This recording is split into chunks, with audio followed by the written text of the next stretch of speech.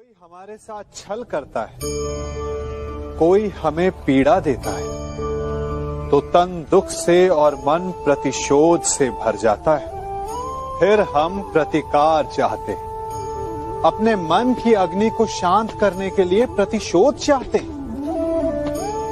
और यही हम सबसे बड़ी भूल कर बैठते हैं। तो क्या किया जाए? इसका केवल एक ही उपाय है और वो है क्षमा। यदि प्रतिकार चाहिए तो प्रतिशोध भुला दीजिए और न्याय की ओर अपने पग बढ़ाइए, क्योंकि यही वास्तविक प्रतिकार है।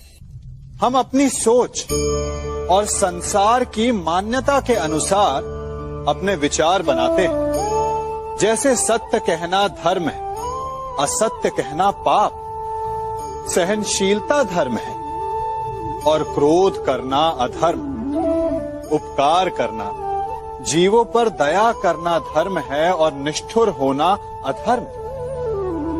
परंतु क्या यही सत्य है? क्या कभी कभी परिस्थितियां इन आवेशों को उल्टा नहीं कर देती? करती है। यदि इस संसार में कुछ धर्म है, कुछ पुण्य है, कुछ महान है, तो परिस्थिति के अनुसार चलना। जटायु स्मरण है आप सबको, वो जिन्होंने रावण पर क्रोध किया था, उस पर आक्रमण किया था। उस समय जटायु का क्रोध पाप नहीं था, धर्म था। इसीलिए अंत में उन्हें भगवान राम की गोद मिली। और कुछ ऐसे भी होते हैं जो धर्म को सहनशीलता समझकर हर अन्याय को सहते हैं और अंत में वो बाणों की शैया पाते हैं। यदि कोई पशु या व्यक्ति अकारण आक्रमण करके किसी निर्दोष के प्राण लेने की चेष्टा करे, तो उसके रक्षा हेतु उसका वध कर देना पाप नहीं, समय की मांग है। क्योंकि आक्रमण भी आत्मरक्षण ही है। यदि किसी दुष्ट की सहायता करने से सामान्य मनुष्य को कष्ट पहुंचे, पीड़ा पहुंचे, तो उसे सहायता ना देना ही धर्म है। अकारण क्रोध अस्वीकार्य है, परंतु यदि क्रोध से कुछ शुभ हो, पाप बाहुभीत हो, तो क्रोध और दंड भी धर्म ही है। स्वीकारण, सत्य का स्वीकारण मनुष्य के लिए बहुत ही महत्वपूर्ण है। जब तक मनुष्य सत्य को स्वीकार नहीं करता, उसे असत्य से लड़ने की शक्ति प्राप्त नहीं होती। जब आप भोजन करते हैं तो क्या होता है? आपका पेट स्वीकारता है कि वो भर चुका है और आप भोजन करना बंद कर देते हैं। जब आपको निद्रा आती है तो क्या होता है? आपका मन स्वीकारता है कि आपका शरीर थक चुका है और उसे विश्राम की आवश्यकता है। उसी प्रकार जब आपको किसी व्यसन को रोकना हो, तो आपको स्वीकारना पड़ता है कि बहुत हो चुका, चाहे वो लालच हो या मदिरापान। उस व्यसन का त्यागना तभी प्रारंभ होता है जब आप ये स्वीकार कर लेते हैं कि आप उस व्यसन के बंधक हैं।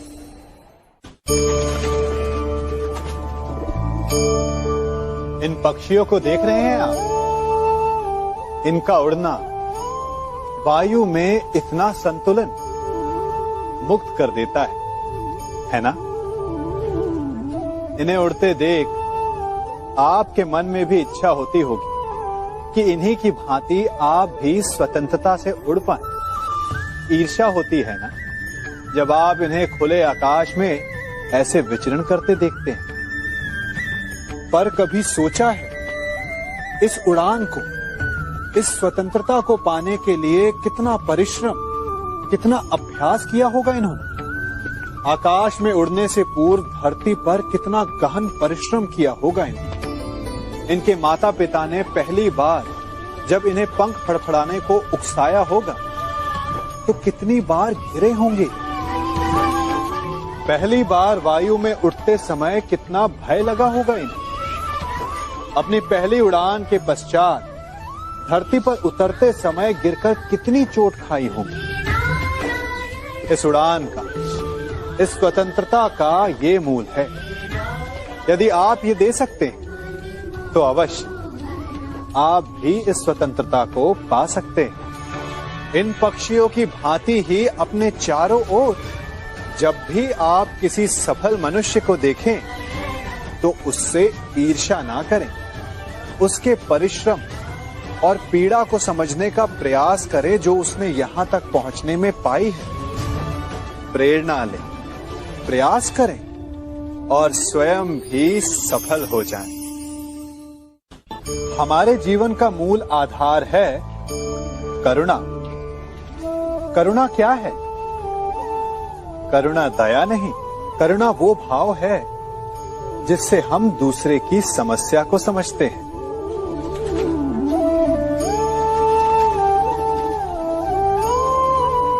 उसकी कठिनाई को अनुभव करते हैं। इस संसार में सारे संघर्षों का मूल है एक दूसरे की परिस्थिति को ना समझना, और इस समस्या का हल है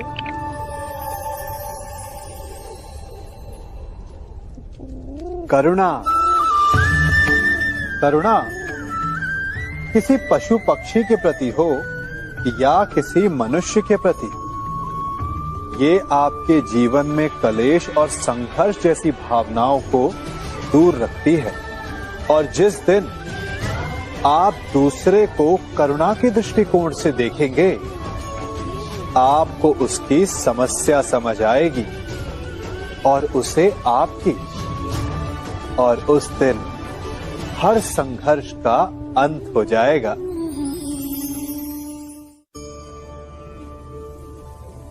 कभी सोचा है हमारा जीवन भी उस रेत की घड़ी की भांति है?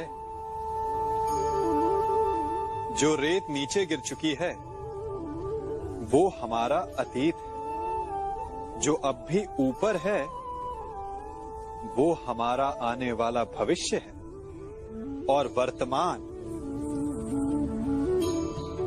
ये संकुचित स्थल है जहां से धीरे धीरे करके रेत गिर रही है। अर्थात हमारे पास जीने के संसार में आपको ऐसे कई लोग मिलेंगे जो आपको बताएंगे कि क्या करना है, किंतु उससे भी अधिक महत्वपूर्ण बात यह है कि क्या नहीं करना। आज मैं आपको ऐसी ही 3 बातें बताने वाला हूं जो आपको आपके जीवन में नहीं करनी है। पहली बात, आनंद में कभी वचन मत दो। आनंद आपके तर्क को हर लेता है और फिर आनंद में दिया गया ये वचन बाद में गले की फांस बन जाता है। दूसरी बात, कभी भी क्रोध में उत्तर मत दो।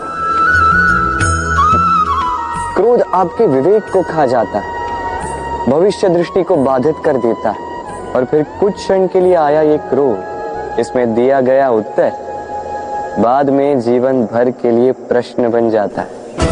और तीसरी बात, कभी भी दुख में निर्णय मत लो। दुख आपके सोचने समझने की क्षमता को सीमित कर देता है, और दुखी मन से लिए गए निर्णय सदा दुख ही देते हैं। सच कहा जाए तो वचन, उत्तर और निर्णय कभी भी जीवन में सोच विचार करके ही लेने या देने चाहिए। सोच विचार करके कार्य करोगे तो इस संसार में किसी भी समस्या का हल बूझना नहीं पड़ेगा। राधे राधे। आज मैं आपसे 3 प्रश्न पूछूंगा। तो पहला प्रश्न, ऐसा कौन है जिस पर लगातार प्रहार करने के पश्चात भी वो मुस्कुराए और आपको सुख दे? आपका उत्तर होगा धरती या वृक्ष।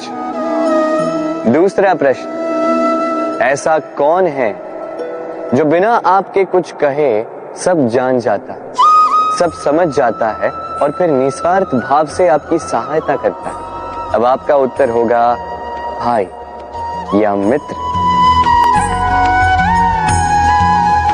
और तीसरा प्रश्न, ऐसे कौन से भगवान हैं जो स्वयं विष का घूंट पीकर आपको जीवन का अमृत प्रदान करते हैं? अब आपका उत्तर होगा महादेव।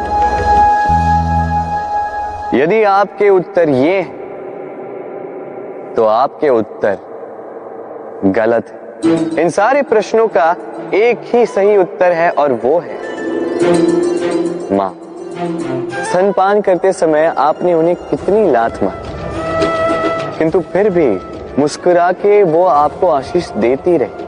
आपके बिना कुछ कहे वो सब जान जाती और इस जीवन की कठिन परिस्थितियों के विष का घुट पीकर आपको सुख का अमृत देती।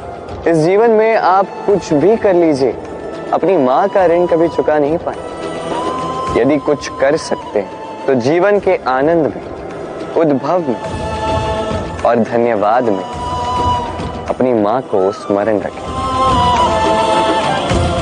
और मेरे साथ प्रेम से कहें राधे। सबसे अच्छा युद्ध वो जो कभी लड़ा ही न जाए, अर्थात समझौता, संधि हर आवश्यक परिस्थिति में शुभ होता है। अपने से शक्तिशाली से समझौता करने वाला विद्वान, अपने बराबरी वालों से समझौता करने वाला गुणवान और अपने से दुर्बल से हाथ मिलाने वाला दयावान। एक युद्ध आपको कई सारे शत्रु दे सकता है, किंतु एक समझौता आपको एक मित्र दे सकता है। इसलिए मुट्ठी तभी थामिए जब युद्ध को टालना असंभव हो जाए, अन्यथा हाथ बढ़ाकर मिलाइए, क्योंकि मिलने में सुख है, जलने में नहीं। राधे राधे। गिरने में कोई आपत्ति नहीं, बस गिरो तो उस बूंद की भांति जो इस संसार को नया जीवन देती, और उस उठने में भी कोई अच्छाई नहीं जिसमें किसी और के कांधों पर पाव रखकर उठा जाए। अपने अस्तित्व को खोने में कोई बुराई नहीं, और उस बीज की भांति जो एक नए वृक्ष को अस्तित्व में लाता है, परंतु उस अस्तित्व को बनाने का भी क्या लाभ जो किसी और के स्वप्न को बिखेर कर बने। क्रोध में कोई बुराई नहीं, यदि वो किसी दुष्ट को मार्ग पे ले आए, परंतु उस मौन, उस दया का क्या लाभ जो आपको दुर्बल बनाए। अर्थात अच्छा या बुरा कर्म नहीं होता, बस वो कब, किस स्थान पर और कैसे किया जाए, वो निर्णय अच्छा या बुरा होता। यदि सही समय पर करो तो वो गुण है, अन्यथा वो घुन जो भीतर तक आपको खाता जाए। राधे राधे। मनुष्य सदा सोचता है फल के विषय कि मैं जो करने जा रहा हूं उसका फल क्या होगा, उसका परिणाम क्या होगा। पर इसकी चिंता क्यों? क्योंकि कर्म यदि शुभ हो तो परिणाम बुरे हो ही नहीं सकते। शुभ की इच्छा से कार्य करने वालों को फल की चिंता कैसे? जो फूल बेचते हैं उन्हें कभी कभार कांटे अवश्य चुभ जाते हैं, किंतु सुगंध उनके हाथों में रह ही जाती है।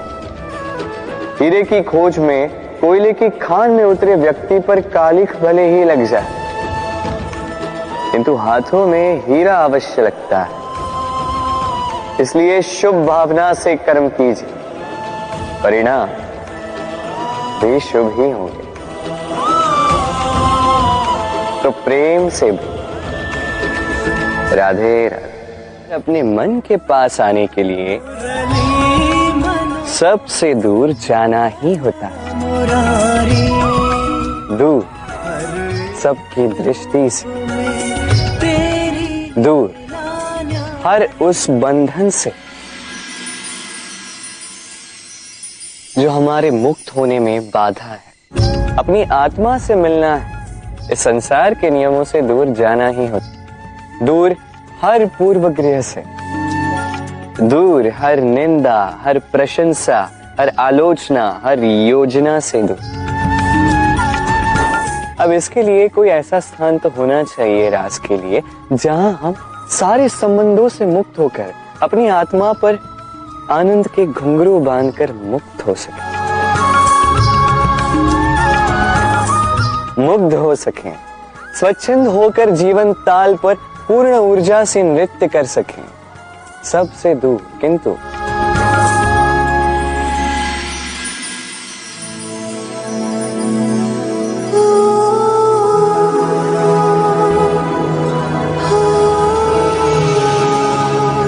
किंतु एक साथ, एक दूसरे के साथ।